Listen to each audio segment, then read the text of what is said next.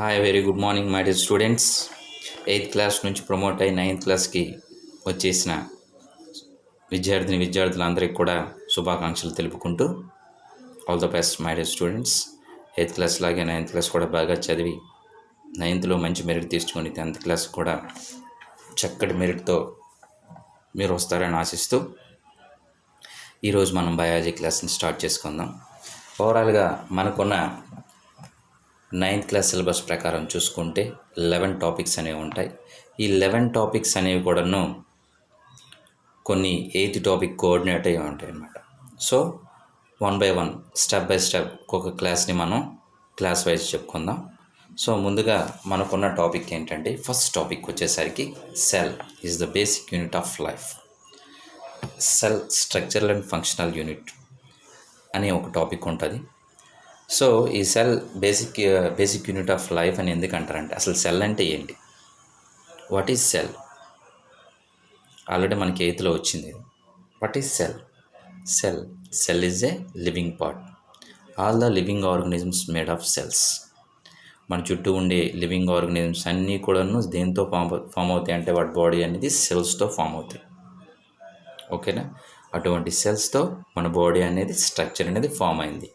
Cells అన్నీ కలిసాయి అనుకోండి, all the cells converted into tissues, all the tissues converted into organs, all the organs converted into organ systems, all the organ systems converted into one living organism.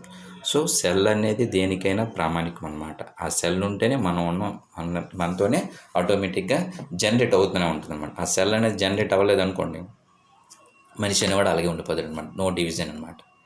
So అటువంటి సెల్ని ఎవరు కనిపెట్టారు?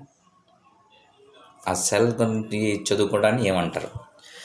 The study of cells is called cytology. Cytology అని చెప్తారు.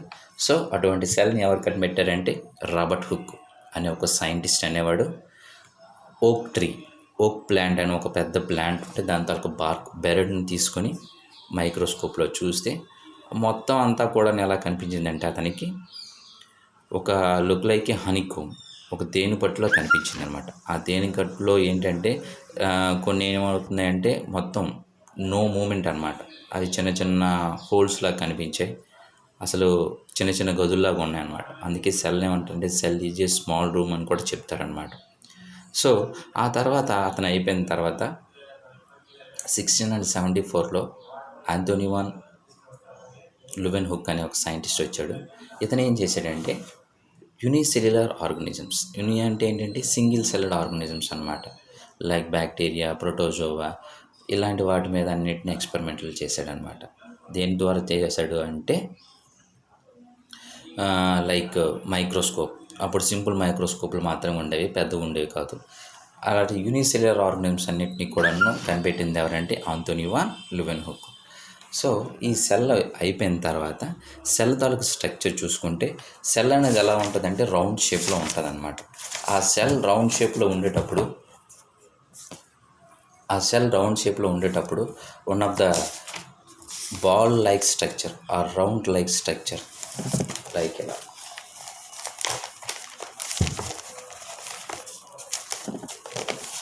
ఇది ఉంది కదా, ఇది ఒక సెల్ అనుకుందాం. ఆ సెల్లో రౌండ్ షేప్లో ఉండే ఒక స్ట్రక్చర్ని ఏమంటారంటే న్యూక్లియస్ అని చెప్తారు. ఆ న్యూక్లియస్ ముందు జెల్లీ లైక్ సబ్స్టెన్స్ అని ఒక సబ్స్టెన్స్ ఉంటుంది అన్నమాట. దీని లోపల జెల్లీ లైక్ సబ్స్టెన్స్, దాన్ని ఏమంటారంటే ప్రోటోప్లాజం అంటాం. దాన్ని ప్రోటోప్లాజం. ఈ ప్రోటోప్లాజం ఏం చేస్తుందంటే జిగడగా ఉంటుంది అనమాట. దీన్ని ఫర్కన్జీ అని ఇంకొక సైంటిస్ట్ అనేవాడు కనిపెట్టాడు. ఆ ఫర్కన్జీ అయిపోయిన తర్వాత ఈ రౌండ్ లైక్లో ఉండే ఈ స్ట్రక్చర్ని న్యూక్లియస్ అని చెప్తారనమాట. All the functions controlling the cell, అంటే అన్ని రకాల ఫంక్షన్స్ అన్నీ దేని కంట్రోల్లో ఉంటాయంటే ఓన్లీ న్యూక్లియస్ కంట్రోల్లో ఉంటాయి అన్నమాట, సెల్లో జరిగే యాక్టివిటీస్ అన్నీ కూడా. సో అందువల్ల ఏమంటారు, దాన్ని సైటోబ్లాస్ట్ అని కూడా అంటారు. సెల్లో ఉండే న్యూక్లియస్కి ఇంకో పేరు ఏంటంటే సైటోబ్లాస్ట్. సో దీంట్లో ఈ న్యూక్లియస్లో ఏంటి డిఫరెంట్ టైప్స్ ఆఫ్ మెటీరియల్స్ ఉంటాయి. అది మనం మెయిన్గా చెప్పుకునే డిఎన్ఏ, ఆర్ఎన్ఏ, క్రోమోజోమ్స్. డిఎన్ఏ అంటే ఏంటి? Deoxy ribonucleic acid. డిఎన్ఏ ఎక్కడ ఉంటుంది? మన హెడ్ నుంచి ఫుట్ వరకు ప్రతి పార్ట్లో డిఎన్ఏ ఉంటుంది. దీన్ని ఎవరు కనిపెట్టారు? వాట్సన్ అండ్ క్రిక్ అని ఇద్దరు సైంటిస్టులు కనిపెట్టారు డిఎన్ఏ అని, న్యూక్లియస్లో ఉన్న డిఎన్ఏ అని. దాంతోపాటు ఆర్ఎన్ఏ అంటే రైబోన్యూక్లిక్ యాసిడ్. ఆ తర్వాత కూడా దాంతోపాటు జెనెటిక్ మెటీరియల్తో పాటు ఉండే ఈ డిఎన్ఏ, ఆర్ఎన్ఏతో పాటుగా క్రోమోజోమ్స్. ఎన్ని పెయిర్స్ ఆఫ్ క్రోమోజోమ్స్ ఉంటాయి మన బాడీలో? అంటే 23 పెయిర్స్ ఆఫ్ క్రోమోజోమ్స్ ఉంటాయి. ఎన్ని పెయిర్స్ ఉంటాయంటే 23 పెయిర్స్ ఆఫ్ క్రోమోజోమ్స్ అనే ఉంటాయి. సో ఇవన్నీ కూడా ఫంక్షన్స్ అని న్యూక్లియస్లోనే జరుగుతాయి అన్నమాట. సో ఈ న్యూక్లియస్ని ఎవరు కనిపెట్టారంటే రాబర్ట్ బ్రౌన్ అనే ఒక సైంటిస్ట్ అనేవాడు కనిపెట్టాడు. ఎవరు కనిపెట్టారు? Robert brown. ఇంతవరకు బాగానే ఉంది. ఆ తర్వాత వచ్చేసరికి సెల్స్ అనేవి యూనిసెల్యులర్గా మారిపోతాయి, అదేవిధంగా మల్టీసెల్యులర్గా మారుతాయి. మల్టీసెల్యులర్కి మనం ఎగ్జాంపుల్స్ అనమాట. ఆ తర్వాత ఎక్స్పెరిమెంటల్ కొంతమంది సైంటిస్ట్ చేస్తూనే ఉన్నారు. ఆ తర్వాత సెల్స్ అనేవి మెయిన్గా 2 టైప్స్గా ఉంటాయి అని చెప్పారనమాట. అవి ఏంటంటే first one plant cells, second one animal cells. So plant cells మీద ఒక సైంటిస్ట్, యానిమల్ సెల్స్ మీద ఒక సైంటిస్ట్ ఎక్స్పెరిమెంటల్ చేశారనమాట. ఓకేనా? ఆ ప్లాంట్ సెల్స్ మీద స్లేడన్ అనే ఒక సైంటిస్ట్ చేశాడు. యానిమల్ సెల్స్ మీద స్వాన్ అని ఇంకొక సైంటిస్ట్ చేశాడనమాట. ఈ స్లేడన్, స్వాన్ ఇద్దరు సైంటిస్టులు కనుక్కొని 2 రకాలున్న ఈ ప్లాంట్ సెల్, యానిమల్స్ 2 సెల్స్కి కొన్ని రకాల డిఫరెన్సెస్ ఉన్నాయి అని చెప్పారనమాట. For example, what are the difference between plant cell and animal cells? Plant సెల్స్కి, యానిమల్ సెల్స్కి డిఫరెన్స్ ఏంటంటే ప్లాంట్ సెల్స్కి సెల్ వాల్ అనేది ఉండదు. ఓకేనా? యానిమల్ సెల్స్కి సెల్ వాల్ అనేది ప్లాంట్ సెల్స్కి సెల్ వాల్ అనేది ఉంటుంది. యానిమల్ సెల్స్కి సెల్ వాల్ అనేది ఉండదన్నమాట. ఫర్ ఎగ్జాంపుల్, ఒక ప్లాంట్ని తీసుకొని మనం ఒక బ్లేడ్తో ఇలా కోసామనుకోండి, చిన్న ఘాట్ పెట్టామనుకోండి, మళ్ళీ 2వ రోజు వచ్చేసరికి అక్కడ ఏమవుతుంది? ఆటోమేటిక్గా టిష్యూ అనేది ఫామ్ అవుతుంది అనమాట. ఫామ్ అయ్యి దాని తల గాయాన్ని పూడ్చేస్తుంది అనమాట. అదే ఒక బ్లేడ్ తీసుకుని మనం పేక ఇలా కోసామనుకోండి, వెంటనే ఏమవుతుంది? బ్లడ్ అనేది విపరీతంగా వచ్చేస్తుంది. వెంటనే హాస్పిటల్కి తీసుకెళ్తే వాడు బతుకుతాడు, లేకపోతే చచ్చిపోతాడు అనమాట. సో సెల్ వాల్ అనేది ప్లాంట్ సెల్స్కి ఉంటుంది, యానిమల్ సెల్స్కి ఉండదన్నమాట. అదేవిధంగా ప్లాంట్ సెల్స్ అనేవి they can prepare own food material ఓన్గా తయారు చేసుకుంటాయి. యానిమల్స్ అని ఫుడ్ మెటీరియల్ ఓన్గా తయారు చేసుకోలేవు.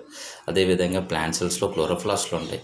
క్లోరోప్లాస్ట్ అని తెలుసు కదా, గ్రీన్ కలర్ పిగ్మెంట్ అనమాట. ఈ ఫుడ్ మెటీరియల్ని ప్రిపేర్ చేస్తాయి. యానిమల్ సెల్స్లో అవి ఉండవు అనమాట.